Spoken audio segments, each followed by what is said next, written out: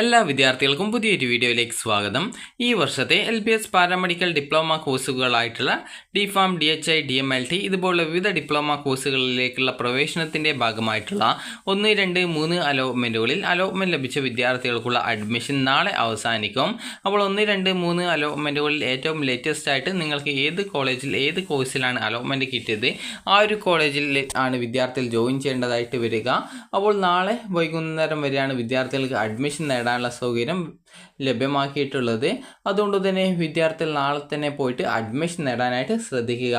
അതുപോലെ തന്നെ വിദ്യാർത്ഥികൾ ചോദിക്കുന്ന പ്രധാനപ്പെട്ട കാര്യമാണ്, ഇപ്പോൾ ലഭിച്ച കോളേജ് സാറ്റിസ്ഫൈഡ് ആണെങ്കിൽ നിങ്ങൾ ഹയർ ഓപ്ഷൻസ് റിമൂവ് ചെയ്യണോ എന്നുള്ളത്. നിങ്ങൾക്കിപ്പോൾ ലഭിച്ച ഓപ്ഷൻ സാറ്റിസ്ഫൈഡ് ആണെങ്കിൽ നിങ്ങൾ പോയിട്ട് അഡ്മിഷൻ നേടുക. നിങ്ങൾ പ്രത്യേകിച്ച് പിന്നീട് വേറൊന്നും ചെയ്യേണ്ടതില്ല. അത് ആദ്യം അഡ്മിഷൻ നേടുക എന്നുള്ളത് മാത്രമാണ് ചെയ്യേണ്ടതായിട്ടുള്ളത്. ഇനി അഥവാ നിങ്ങൾക്ക് കിട്ടിയിട്ടുള്ള ആ ഒരു കോഴ്സ് നിങ്ങൾക്ക് സാറ്റിസ്ഫൈഡ് അല്ല എന്നാണെങ്കിൽ നിങ്ങൾക്ക് 2 കാര്യങ്ങൾ ചെയ്യാം. ഒന്നുകിൽ ആ ഒരു കോളേജിൽ ജോയിൻ ചെയ്യുക. അങ്ങനെ ജോയിൻ ചെയ്ത ശേഷം കോളേജിൽ നിന്ന് NOC തരികയാണെങ്കിൽ അടുത്ത അലോട്ട്മെൻറ്റിൽ പങ്കെടുക്കുക. ഇനി ആ ഒരു ഓപ്ഷൻ സാറ്റിസ്ഫൈഡ് അല്ലെങ്കിലുള്ള രണ്ടാമത്തെ മാർഗം എന്ന് പറയുന്നത് ആ ഒരു കോളേജിൽ അഡ്മിഷൻ നേടാതെ ഇരിക്കുക. അതിനുശേഷം സ്പെഷ്യൽ അലോട്ട്മെൻറ്റിൽ പങ്കെടുക്കുക. സ്പെഷ്യൽ അലോട്ട്മെൻറ്റ് കിട്ടുകയാണ് എങ്കിൽ നിങ്ങൾക്ക് ജോയിൻ ചെയ്യാം.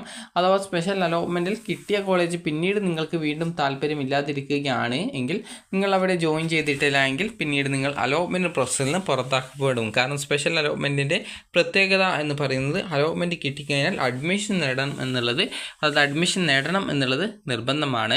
അപ്പോൾ അതുകൊണ്ട് തന്നെ നിങ്ങൾക്കിപ്പോൾ ലഭിച്ച ആ ഒരു കോഴ്സ് നിങ്ങൾക്ക് താല്പര്യമില്ല എങ്കിൽ, അതായത് ആ ഒരു കോഴ്സ് നിങ്ങൾക്ക് പഠിക്കാനായിട്ട് താല്പര്യമില്ല അല്ലെങ്കിൽ സാറ്റിസ്ഫൈഡ് അല്ല എന്നാണെങ്കിൽ വിദ്യാർത്ഥികൾ ചെയ്യേണ്ട പ്രധാനപ്പെട്ട കാര്യം എന്ന് പറയുന്നത് വിദ്യാർത്ഥികൾ ഒന്നുകിൽ ആ ഒരു കോളേജിൽ ജോയിൻ ചെയ്യാതിരിക്കുക എന്നുള്ളതാണ്. അതിനുശേഷം സ്പെഷ്യൽ അലോട്ട്മെൻറ്റ് കിട്ടുകയാണ് എങ്കിൽ വിദ്യാർത്ഥികൾക്ക് അലോട്ട്മെൻറ്റ് ലഭിച്ച കോളേജിൽ ജോയിൻ ചെയ്യാൻ സാധിക്കും.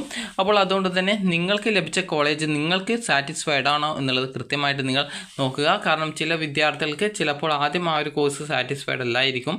പിന്നീട് കുറേ അലോട്ട്മെൻറ്റ്സ് കഴിയുന്ന സമയത്ത് ആദ്യം കിട്ടിയ ആ ഒരു കോളേജ് എനിക്ക് മതിയായിരുന്നു എന്ന് പറയാറുണ്ട്. അതുകൊണ്ട് തന്നെ നിങ്ങൾക്ക് അലോട്ട്മെൻറ്റ് ലഭിച്ച ആ ഒരു കോളേജ് നിങ്ങൾക്ക് സാറ്റിസ്ഫൈഡ് ആണോ അല്ലയോ എന്നുള്ള കാര്യത്തിൽ നിങ്ങളൊരു തീരുമാനമെടുക്കുക. അതിനുശേഷം വിദ്യാർത്ഥികൾ ഈ ഒരു നാളെ വൈകുന്നേരത്തിനുള്ളിൽ പോയിട്ട് അഡ്മിഷൻ നേടാനായിട്ട് പ്രത്യേകം ശ്രദ്ധിക്കേണ്ടതാണ്. ഇനി വിദ്യാർത്ഥികൾ ചോദിക്കുന്ന പ്രധാനപ്പെട്ട കാര്യമാണ് കോളേജിൽ അഡ്മിഷൻ സമയത്ത് എത്ര രൂപയാണ് നിങ്ങൾ അടക്കേണ്ടതായിട്ട് വരിക എന്നുള്ളത്.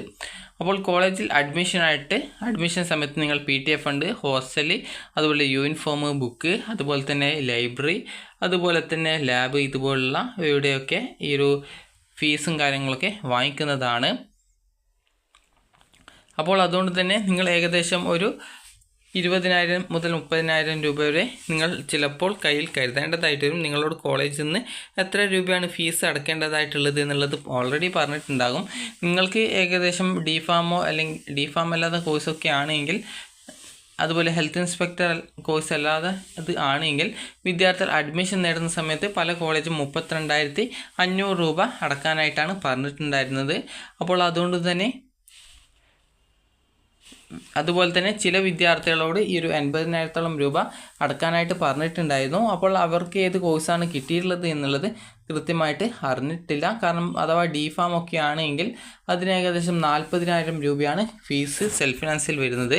അപ്പോൾ അതിനോടൊപ്പം ഓൾറെഡി അടക്കുന്ന ഈ ഒരു അതായത് ടോക്കൺ ഫീ പേയ്മെൻ്റ് ഉണ്ടാകും. അതുകൂടി നോക്കുന്ന സമയത്ത് ഏകദേശം കോഴ്സ് ഫീസും അതുപോലെ ടോക്കൺ ഫീ പേയ്മെൻ്റായിട്ട് അടച്ച ഫീസും കൂടി ടോട്ടൽ ഏകദേശം 50,000 രൂപയ്ക്ക്, അതായത് ഈ ഒരു 50,000 രൂപയാണ് വരിക. അതുപോലെ തന്നെ ചില കോളേജ് ഹോസ്റ്റൽ ഫീസ്, അതുപോലെ PTA ഫണ്ട്, അതുപോലെ ബുക്ക്, യൂണിഫോം ഇവയുടെയൊക്കെ ഫീസ് മുൻകൂട്ടി വാങ്ങിക്കാറുണ്ട്. അപ്പോൾ അതുകൊണ്ട് തന്നെ വിദ്യാർത്ഥികൾക്ക് ഈ ഒരു 50,000 രൂപ നിങ്ങൾക്ക് കോളേജിൽ ജോയിൻ ചെയ്യാനായിട്ട് നിങ്ങൾ പോകുന്നുണ്ടെങ്കിൽ അത് ഏതൊക്കെ ഇനങ്ങളിലായിട്ടാണ് വരുന്നത് എന്നുള്ളത് കൃത്യമായിട്ട് ചോദിച്ച് മനസ്സിലാക്കുക. അതുപോലെ തന്നെ പുതുതായിട്ടൊരു അപ്രൂവ്ഡ് കോളേജ് വന്നിട്ടുണ്ട്. അപ്പോൾ ആ ഒരു കോളേജ് ഏതാണ് എന്നുള്ളത് കൃത്യമായിട്ട് നമുക്ക് നോക്കാം. അപ്പോൾ ആ ഒരു കോളേജ് എന്ന് പറയുന്നത് നമുക്ക് ജസ്റ്റ് ഒന്ന് നോക്കാം ഏത് കോളേജാണ് എന്നുള്ളത്. അപ്പോൾ ഇവിടെ പ്രത്യേകിച്ച് ആ ഒരു പുതുതായിട്ട് വന്നിട്ടുള്ള കോളേജായിട്ട് സ്പെസിഫൈ ചെയ്ത് കൊടുത്തിട്ടില്ല. മുഴുവൻ കോളേജിൻ്റെ ലിസ്റ്റും അതുപോലെ തന്നെ കോഴ്സിൻ്റെ ലിസ്റ്റും അതുപോലെ തന്നെ ഒരു വർഷത്തെ ഫീസ്, മെറിറ്റ് സീറ്റിൽ, മാനേജ്മെൻറ്റ് സീറ്റിൽ എത്രയാണ്, അതുപോലെ തന്നെ ഫസ്റ്റ് ഇയറിലുള്ള സ്പെഷ്യൽ ഫീസ് 10,000 രൂപയാണ്, സെക്കൻഡ് ഇയറിലാണെങ്കിൽ 7,500 രൂപയാണ്. ഈ ഒരു രീതിയിലാണ് അതിൻ്റെ ഫീസും കാര്യങ്ങളും ആ ഈ ഒരു ഫീസ് സ്ട്രക്ചറും കാര്യങ്ങളൊക്കെ വരുന്നത്. അപ്പോൾ വിദ്യാർത്ഥികൾ ശ്രദ്ധിക്കേണ്ട പ്രധാനപ്പെട്ട കാര്യം, നിങ്ങൾക്ക് ഈ ഒരു അലോട്ട്മെൻറ്റ് കിട്ടിയിട്ടുണ്ട് എങ്കിൽ, നിങ്ങൾ അഡ്മിഷൻ നേടാൻ ഉദ്ദേശിക്കുന്നുണ്ടെങ്കിൽ ടോക്കൺ ഫീ പേയ്മെൻറ്റ് ചെയ്യാതെ വിദ്യാർത്ഥികളാണെങ്കിൽ ഇന്ന് വൈകുന്നേരം 5 മണിക്കുള്ളിൽ ടോക്കൺ ഫീ പേയ്മെൻറ്റ് ചെയ്ത് വിദ്യാർത്ഥികൾ നാളെ വൈകുന്നേരത്തുള്ളിൽ പോയിട്ട് അഡ്മിഷൻ നേടുക. അപ്പോൾ നിങ്ങൾക്ക് ഈ ഒരു വീഡിയോ ഉപകാരപ്രദമായിട്ടുണ്ടെങ്കിൽ ലൈക്ക് ചെയ്യുക, ഷെയർ ചെയ്യുക. Thank you for watching.